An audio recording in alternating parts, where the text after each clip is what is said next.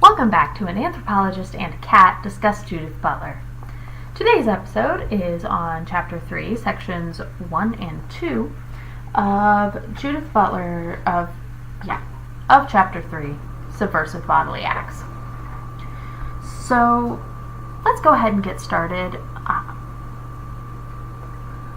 For this video, we're going to focus almost exclusively on Section 2, which is Foucault, Herclin, and the politics of sexual discontinuity. So, Butler opens this section by saying, Foucault's genealogical critique has provided a way to criticize those Lacanian and neo-Lacanian theories that cast culturally marginal forms of sexuality as culturally unintelligible.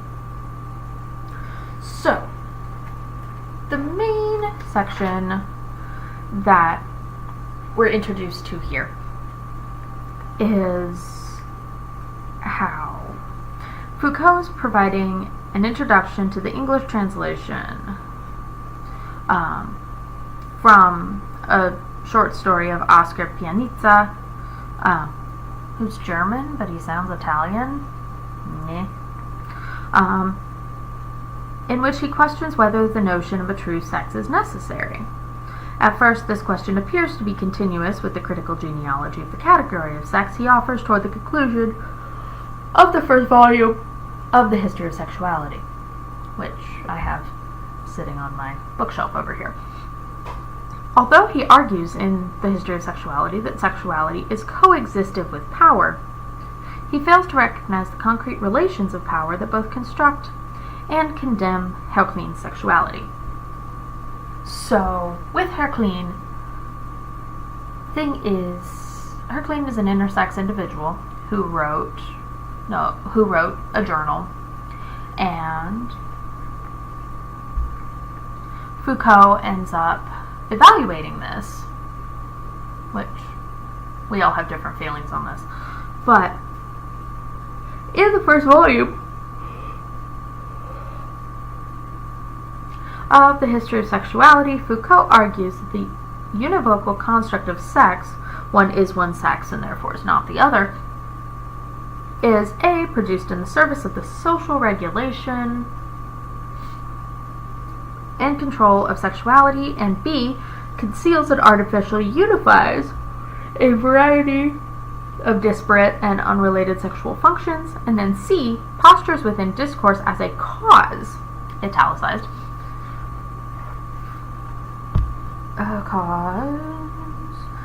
an interior essence which both produces and renders intelligible all manner of sensation, pleasure, and desire as sex-specific. In other words, bodily pleasures are not merely casually reducible to this ostensibly sex-specific essence, but they become readily interpretable as manifestations or signs of this sex. So, a lot of what Foucault does here, there's a bunch of power relations, and you have to presume the power relations take a form, which they do, as we are all painfully aware of. To be sexed for Foucault is to be subjected to a set of social regulations, to have the law that directs those regulations reside both as the formative principle of one's sex, gender, pleasures, and desires, and as the hermeneutic principle of self-interpretation. In editing and publishing the journals of Herclin Barbin, Foucault is clearly trying to show how a hermaphroditic or intersex body implicitly exposes and refuses the regulative strategies of sexual categorization. So, on the one hand, this is an entire paragraph that I made the note that it is wordy AF, but maybe reading it aloud will make a little more sense. On the one hand, Foucault wants to argue that there is no sex in itself which is not produced by complex interactions of discourse and power, and yet there does seem to be a multiplicity of pleasures, in itself, which is not the effect of any specific discourse/power exchange. In other words, Foucault invokes a trope of prediscursive libidinal multiplicity that effectively presupposes a sexuality before the law. Indeed, a sexuality waning for emancipation from the shackles of sex. Foucault argues that sexuality is always situated within matrices of power. I could have told you that. Because everything is power relations. The fact that I'm sitting here right now talking to you guys about this, all three of you that watch these videos, hi, is power relations. I'm in classes with, professors, and these are all power relations. Everything is power relations. And we do look at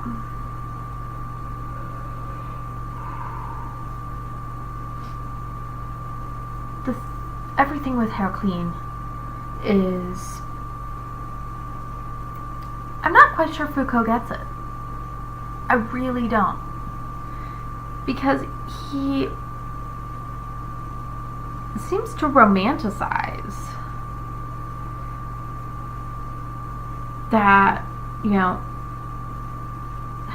he seems to romanticize the limbo that Heraclin finds, I'm going to use themselves, in, and it just,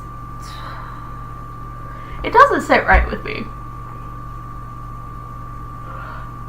And Butler even states, the temptation to romanticize Heraclin's sexuality as the utopian play of pleasures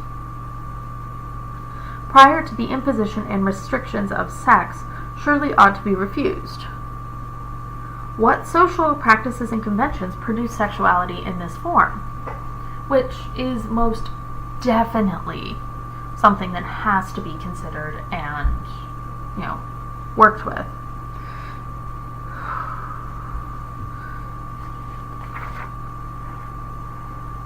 Perhaps because Heraclin's body is hermaphroditic, the struggle to separate conceptually the description of his or her primary sexual characteristics from his or her gender identity,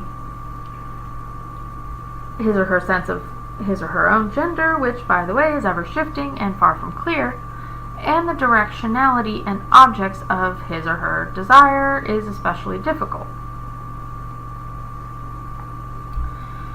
Which, looking at the fact that, Heraclin was in a convent, you also have that and this is the part that his clear suggestion here is that this homosexual environment, structured as it is by an eroticized taboo, was one in which this happy limbo of non-identity is subtly produced.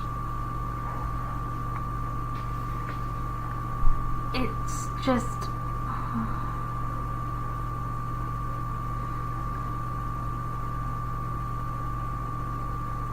Foucault ends up contending that sexual non-identity is promoted in homosexual contexts,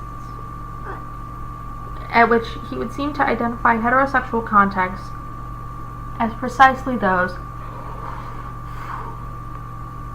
in which identity is constituted. So if he's saying this, if you're homosexual or non-heterosexual, then you're in this limbo of non-identity, which Foucault seems to like. I'm personally not a fan. It's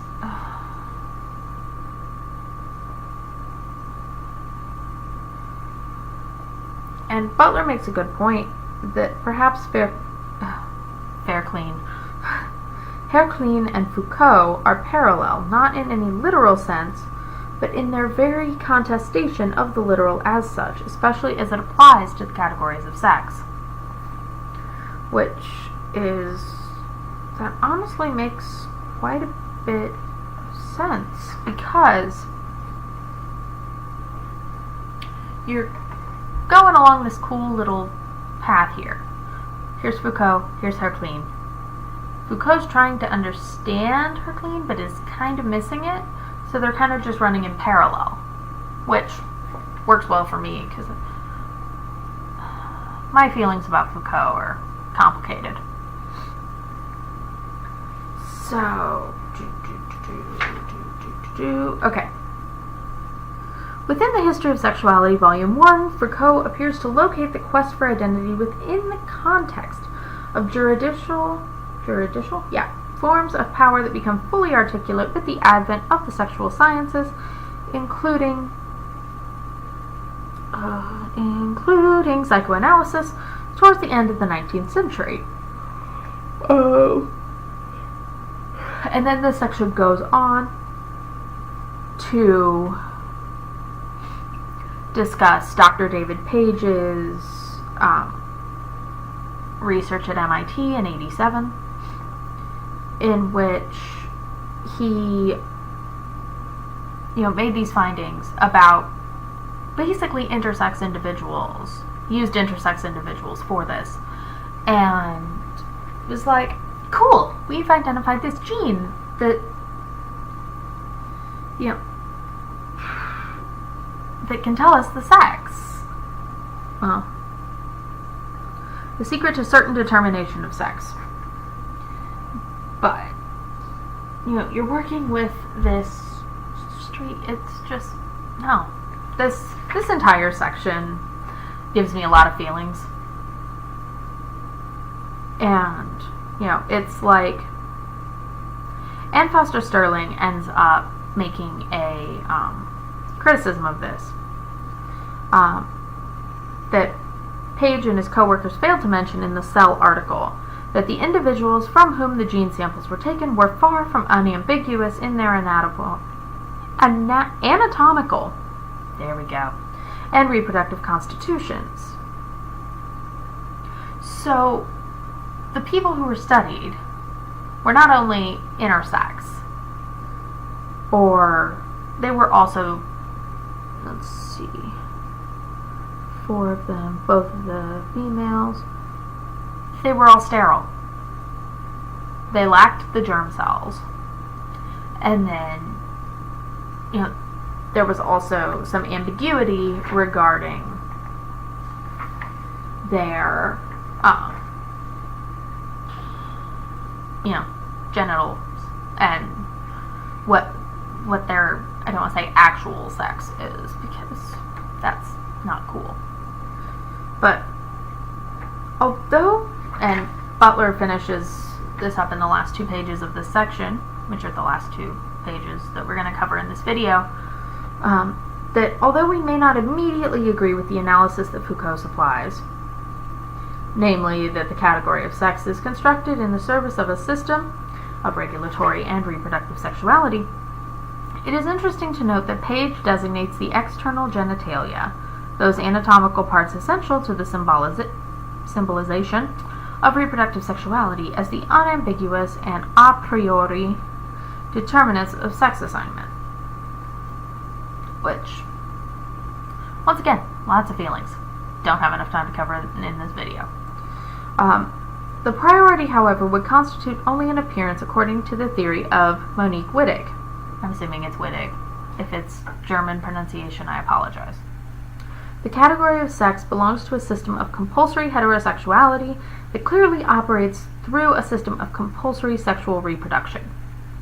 So, leaving us with that, I will see you in the next video, where we discuss chapters 3 and 4, sections 3 and 4 of Subversive Bodily Acts, and we get to the section of the book that, after 180 some pages, we get to the things Butler actually talking about gender performativity. So, until then, have a great day, and I will see you next time. Bye!